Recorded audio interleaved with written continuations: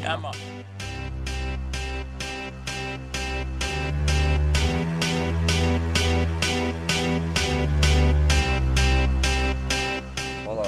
Jacki kokasaade.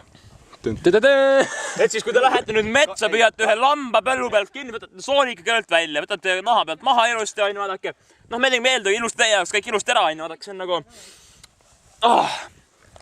Okei, räägime edasi, võtad naha ilusti maha, võtad kõigepealt selle, liha võtate nagu maha, on ju. Ma ei tea, millega teil on siis põrust, ütleme kivid vahe, peaks täiesti sadiks on liha. Lambas soolebist sitas puhtaks, ma ei tea, kui sul vett pole, siis kused sisse, lõputad ära ilusti rahult, on ju. Oled kindlasti soole täis, keerad, vahepeal need jõnksud sisse võdake, et ilusti üks pikka on ja seete juba tule all, et nagu edasi töö tuleb nagu sealt juba edasi. Nii, nüüd vaadake, näete.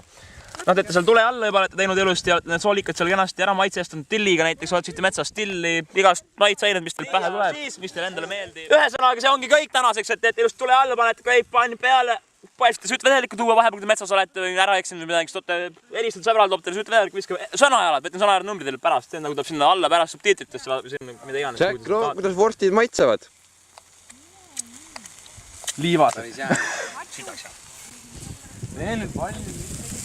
Jacki kokasaade. Ma või hakka välja. Nii, tere hommikust teile kõigile. Nüüd on nädalaga jälle taaskord mööda saanud väga kiiresti. Käsin vahepeal, võtsin uued lambad, võtsin need emased nüüd seekord, eelkord olid isased või need uted või tälled.